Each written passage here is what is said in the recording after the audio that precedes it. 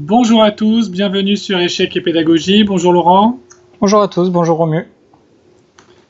Donc aujourd'hui, une nouvelle tactique du jour tirée d'une partie Bukic du grand maître yougoslave Bukic contre Romanichin, un grand maître ukrainien très connu. Donc comme d'habitude, on vous invite à mettre en pause pour chercher la solution et ensuite Laurent nous expliquera tout ce qu'il faut savoir sur cette position.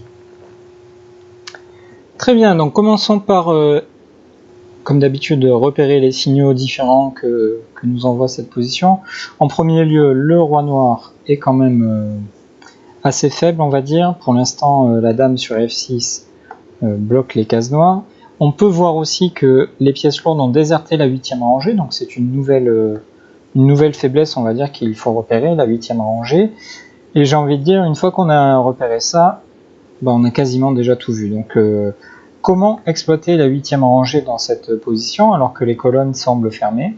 Eh bien, il fallait avoir trouvé le coup qui va ouvrir les lignes. On vous le dit à longueur de vidéo, on va dire.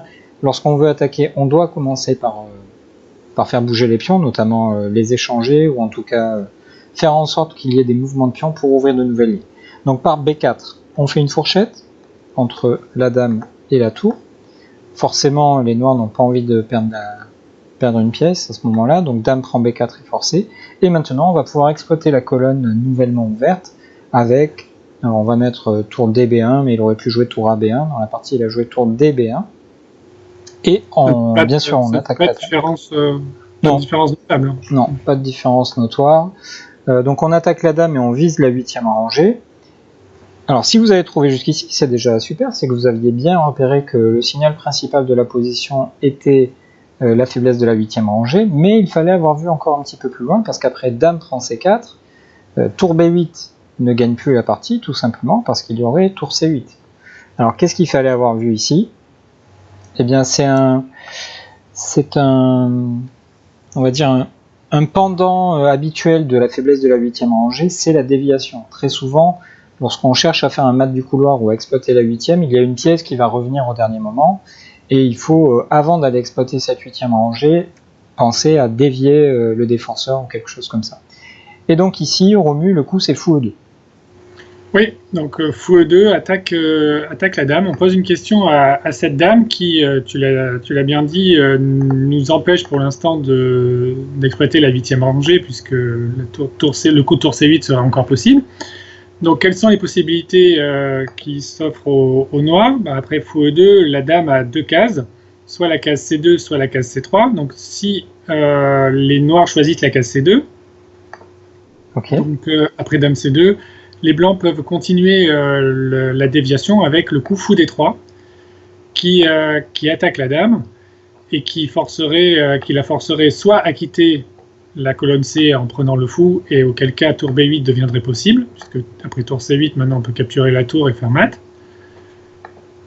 Soit après fou D3... jouer dame C3, mais qui va transposer dans dame C3 tout de suite. Exactement, qui transposerait dans dame C3. Et donc allons-y. Qu'est-ce qui se passe sur dame C3?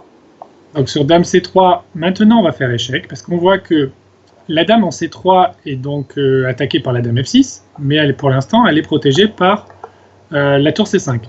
Donc on intercale un échec, comme souvent c'est le genre de coup intermédiaire qu'il faut essayer de regarder, les coups qui font échec. Et donc après tour B8, les noirs sont obligés de jouer tour C8.